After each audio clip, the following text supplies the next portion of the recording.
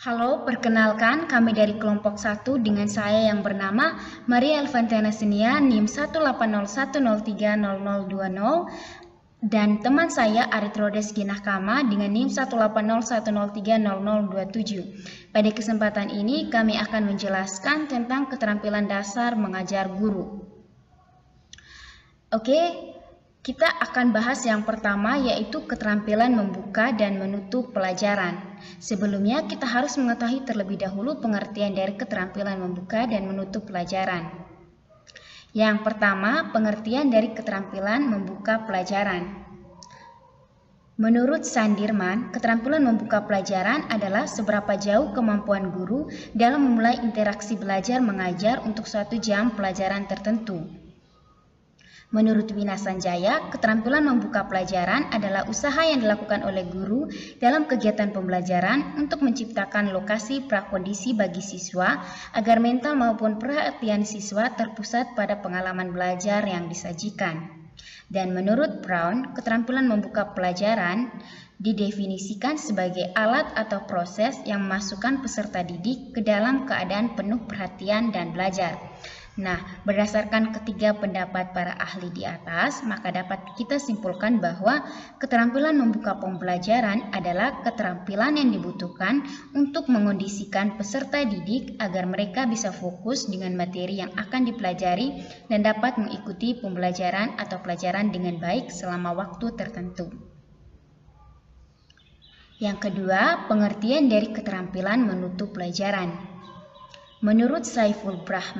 Menurut Saiful Bahri Jamara, keterampilan menutup pelajaran adalah mengakhiri kegiatan inti pelajaran. Menurut Umar dan Syam Basril, keterampilan menutup pembelajaran adalah kegiatan yang dilakukan oleh guru dalam mengakhiri kegiatan inti pembelajaran. Dan menurut Darmadi, mengatakan bahwa keterampilan menutup kegiatan pembelajaran merupakan kegiatan dan pernyataan guru untuk menyimpulkan atau mengakhiri kegiatan inti. Nah, berdasarkan ketiga pendapat para ahli di atas, maka dapat kita simpulkan bahwa keterampilan menutup pelajaran adalah keterampilan yang dimiliki oleh guru untuk mengakhiri pelajaran atau kegiatan belajar mengajar untuk memberikan gambaran menyeluruh tentang apa yang telah dipelajari oleh siswa, mengetahui tingkat pencapaian siswa dan tingkat keberhasilan dalam proses belajar mengajar. Sekarang yang kedua, kita akan bahas tentang tujuan keterampilan membuka dan menutup pelajaran. Tujuan membuka pelajaran, tujuan dari keterampilan membuka pelajaran yaitu yang pertama, dapat mempersiapkan mental, fisik, psikis, dan emosional dari siswa. Yang kedua, dapat menarik minat siswa pada materi pelajaran. Yang ketiga, dapat menciptakan suasana yang menyenangkan. Yang keempat, memusatkan perhatian siswa pada kegiatan pembelajaran dan membangkitkan motivasi peserta didik terhadap tugas-tugas yang harus dilakukan. Yang kelima, menginformasikan cakupan materi yang akan dipelajari dan batas-batas tugas yang akan dikerjakan peserta didik. Yang keenam, memberikan gambaran mengenai metode atau pendekatan-pendekatan yang akan digunakan maupun kegiatan pembelajaran yang akan dilakukan oleh peserta didik. Dan yang ketujuh, melakukan apersepsi, yakni mengaitkan materi yang telah dipelajari dengan lingkungan yang akan dipelajari. Yang berikutnya yaitu tujuan dari keterampilan menutup pelajaran, yaitu yang pertama untuk mengetahui tingkat keberhasilan peserta didik dalam pencapaian kompetensi. Yang kedua untuk mengetahui tingkat keberhasilan pengajar dalam melaksanakan kegiatan pembelajaran.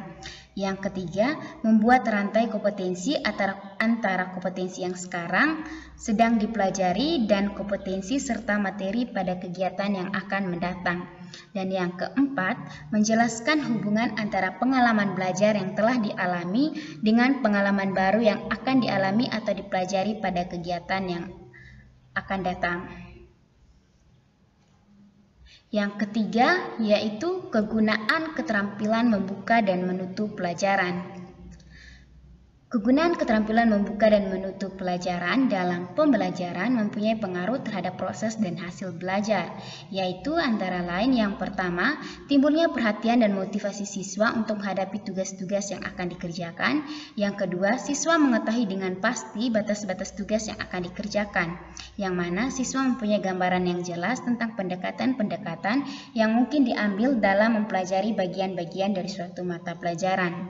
Yang ketiga, siswa mengetahui hubungan antara pengalaman-pengalaman yang telah dikuasai dengan hal-hal baru yang akan dipelajari atau yang masih asing baginya. Yang keempat, siswa dapat menggabungkan fakta-fakta, keterampilan-keterampilan atau konsep-konsep yang tercakup dalam suatu peristiwa. Dan yang kelima, siswa dapat mengetahui tingkat keberhasilannya dalam mempelajari pelajaran itu. Sedangkan guru dapat mengetahui tingkat keberhasilannya dalam mengajar. Yang keempat, yaitu komponen keterampilan membuka dan menutup pelajaran. Yang pertama, kita bahas komponen keterampilan dalam membuka pelajaran. Menarik perhatian peserta didik. Nah, untuk menarik perhatian peserta didik, di sini guru dapat melakukan beberapa cara, yaitu mengubah gaya mengajar guru. Setiap harinya di sini guru dituntut untuk melakukan gaya mengajar yang bervariasi sehingga dapat menarik perhatian peserta didik untuk mengikuti pembelajaran. Yang kedua yaitu penggunaan alat bantu mengajar, di mana di sini guru dapat menggunakan alat-alat bantu mengajar seperti gambar, model, skema dan sebagainya sehingga dapat menarik perhatian peserta didik untuk mengikuti pembelajaran. Dan yang ketiga, guru melakukan pola interaksi yang bervariasi sehingga siswa tidak akan jenuh untuk mengikuti pelajaran. Yang kedua, membangkitkan motivasi peserta didik. Ada beberapa cara untuk membangkitkan motivasi peserta didik di sini, yaitu misalnya guru dapat bersikap ramah, antusias, bersahabat dan hangat kepada peserta didik. Guru juga dapat menimbulkan rasa ingin tahu dan keheranan pada siswa. Guru dapat melontarkan ide-ide yang bertentangan dengan mengajukan masalah atau kondisi-kondisi dari kenyataan dalam kehidupan sehari-hari. Selain itu juga, guru dapat menyelesaikan topik-topik pelajaran yang diminati oleh siswa. Sehingga kalau guru melakukan keempat hal ini, maka peserta didik akan termotivasi untuk belajar. Yang ketiga yaitu memberikan acuan. Nah, memberi acuan di sini diartikan sebagai usaha mengemukakan secara spesifik dan singkat serangkaian alternatif yang memungkinkan siswa memperoleh gambaran yang jelas mengenai hal-hal yang akan dipelajari dan cara yang hendak ditempuh dalam mempelajari materi pelajaran. Jadi ada beberapa cara yang dapat dilakukan oleh guru untuk memberikan acuan, yaitu dengan mengemukakan tujuan dan batas-batas tugas, menyarankan langkah-langkah yang akan dilakukan, mengingatkan masalah pokok yang akan dibahas, dan dengan mengajukan pertanyaan-pertanyaan. Yang keempat yaitu membuat kaitan. Ada beberapa contoh usaha guru untuk membuat kaitan, yaitu guru membuat kaitan antara aspek-aspek yang relevan dari bidang studi yang telah dikenal siswa. Guru membandingkan atau mempertentangkan pengetahuan baru dengan pengetahuan yang telah diketahui, dan guru menjelaskan konsep atau pengertiannya terlebih dahulu sebelum menyajikan bahan secara terperinci. Oke, yang kedua yaitu komponen keterampilan menutup pelajaran. Ada beberapa komponen keterampilan menutup pelajaran, yaitu yang pertama, peninjauan kembali materi yang dipelajari peserta didik. Jadi peninjauan di sini dapat dilakukan dengan dua cara, yaitu merangkum inti pelajaran dan membuat ringkasan. Yang kedua yaitu melakukan penilaian atau mengevaluasi. Jadi evaluasi ini dilakukan untuk mengetahui keefektifan pembelajaran yang dilakukan dan untuk mengetahui apakah tujuan-tujuan yang telah dirumuskan dapat dicapai oleh peserta didik melalui pembelajaran.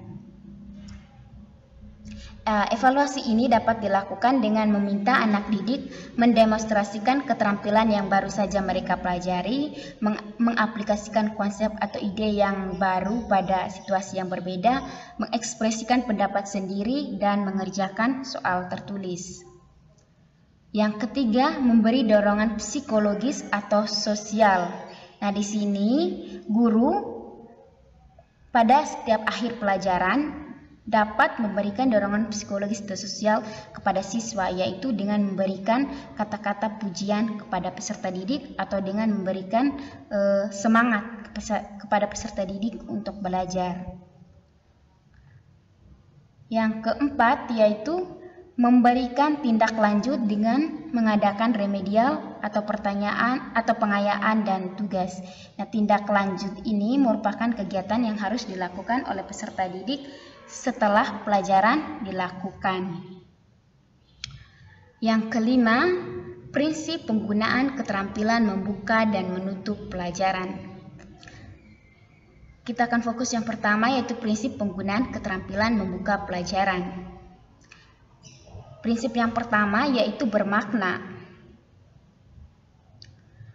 Bermakna di sini dimaksudkan bahwa guru dalam membuka pelajaran harus memberi makna kepada peserta didik, yaitu dengan menggunakan cara-cara yang relevan dengan tujuan dan bahan yang akan disampaikan.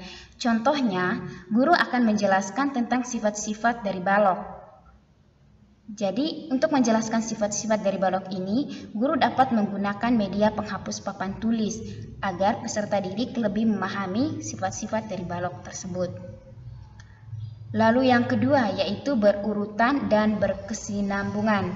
Jadi di sini guru harus mampu menjelaskan hubungan antara pendahuluan dengan inti pengajaran serta tugas-tugas yang dikerjakan sebagai tindak lanjut nampak jelas dan logis. Contohnya, pada saat menyusun kegiatan belajar mengajar, guru dapat mendata kompetensi dasar dan materi pokok yang ada pada kurikulum. Kemudian mengurutkan urutan logis dari yang mudah ke yang sukar atau dari yang abstrak ke yang konkret. Oleh karena itu, boleh jadi nanti materi pokok yang sama dihilangkan atau materi yang tidak mendukung pencapaian kompetensi itu nanti akan di-cut atau dipangkas. Nah, pengurutan materi pokok ini sangat berguna untuk membantu kesinambungan materi pembelajaran dan terutama kesinambungan membuka pelajaran. Yang ketiga yaitu prinsip luwes atau fleksibel. Fleksibel dalam kaitan ini berarti penggunaan yang tidak kaku. Nah, tidak kaku yang dimaksudkan artinya tidak terputus-putus atau lancar. Jadi, dalam konteks fleksibel, guru tidak harus mengungkapkan gagasan, namun bisa dengan bertanya dan dengan hal yang lainnya. Contohnya, pada saat membuka pelajaran, guru tidak harus selalu mengungkapkan gagasan atau menjelaskan, namun bisa dengan bertanya kepada siswa apa yang siswa ketahui tentang materi yang akan dipelajari untuk membuka pelajaran. Lalu yang keempat yaitu antusias dan penuh kehangatan. Antusiasme menandai kadar motivasi yang tinggi dari guru dan hasil ini akan berpengaruh pada motivasi yang tinggi pula pada peserta didik, dan penampilan yang hangat dari guru dapat melahirkan respon yang terbuka, akrab, dan simpatik dari peserta didik. Nah, contoh dari penggunaan prinsip antusias dan penuh kehangatan ini yaitu guru menanyakan kabar peserta didik dan menanyakan kenapa teman mereka tidak bisa masuk kelas atau bisa dengan mulai pelajaran dengan bercerita sedikit yang dapat menyentuh perasaan. Yang berikutnya yaitu prinsip penggunaan keterampilan menutup pelajaran. Prinsip yang pertama yaitu bermakna. Bermakna artinya di sini guru harus memilih cara menutup pelajaran yang relevan dengan kompetensi dan materi pembelajaran. Contohnya yaitu guru dalam menyampaikan materi pembelajaran menyiapkan kesimpulan yang mana kesimpulan itu dapat mewakili pembelajaran dan topik materi yang telah dipelajari. Yang kedua, berurutan dan berkesinambungan. Prinsip ini berarti guru dalam merangkum kembali pokok-pokok penting pembelajaran hendaknya merupakan bagian yang utuh. Hal ini bertujuan untuk memperoleh minat peserta didik yang relevan dan berkesinambungan antara satu bagian dengan bagian lainnya dengan pengetahuan yang sebelumnya. Contohnya yaitu guru dalam membuat kesimpulan terhadap suatu materi haruslah terurut antara satu subtopik dengan subtopik lainnya. Misalnya, pembahasan terkait dengan SPLDV. Kesimpulannya dimulai dari pengertian apa itu SPLDV itu sendiri, hingga sampai dengan penggunaan dari SPLDV dalam kehidupan sehari-hari. Yang ketiga yaitu luwes atau fleksibel. Prinsip ini dimaksudkan agar susunan gagasan, ide atau konsep dapat memudahkan peserta didik untuk memahami keutuhan konsep dan mudah menghubungkannya dengan konsep atau materi yang akan dipelajari pada pertemuan selanjutnya. Nah, contohnya yaitu guru dalam memberikan kesimpulan terkait dengan materi yang diberikan berdasarkan dengan ide serta gagasan yang dipelajari atau dibahas pada materi tersebut. Yang keempat, prinsip yang keempat yaitu antusias dan penuh kehangatan. Prinsip ini dimaksudkan dalam mengkomunikasikan gagasan hendaknya dilakukan dengan mendorong peserta didik untuk menilai bahwa konsep yang dipelajari mempunyai arti penting dan disertai sikap yang hangat sehingga diharapkan dapat melahirkan respon yang terbuka dan simpatik dari peserta didik.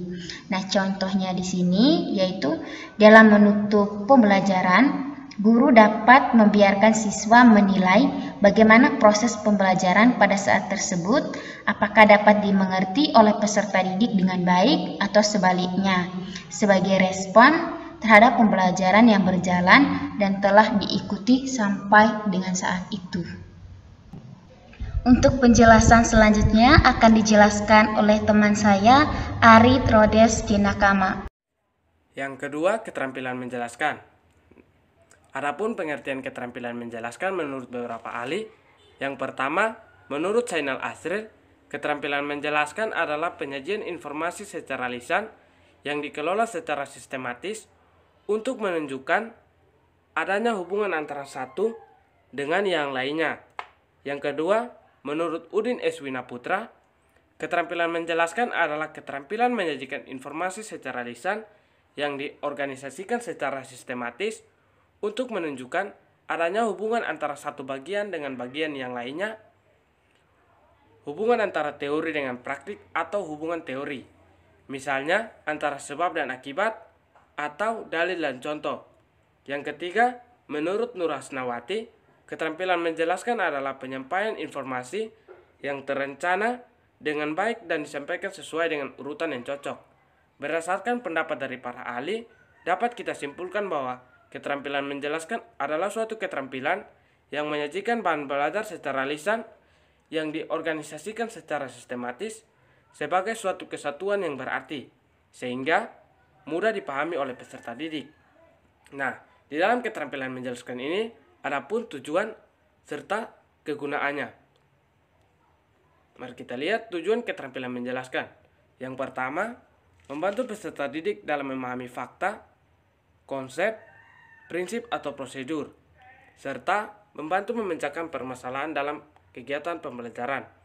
Yang kedua, melibatkan peserta didik untuk berpikir mengkomunikasikan ide dan gagasannya. Yang ketiga, memperkuat struktur kognitif yang berhubungan dengan bahan pembelajaran. Yang keempat, mendapatkan balikan dari peserta didik tentang penguasaan kompetensi yang harus dikuasai. Nah, kegunaan keterampilan menjelaskan ini yaitu dengan keterampilan menjelaskan ini memungkinkan guru dapat meningkatkan efektivitas penggunaan waktu dan penyajian penjelasannya, merangsang tingkat pemahaman siswa, membantu siswa memperluas cakrawala pengetahuannya, serta mengatasi kelangkaan terhadap buku sebagai sarana dan sumber belajar. Komponen keterampilan menjelaskan. Yang pertama, merencanakan. Hal ini mencakup isi pesan atau materi dan penerima pesan.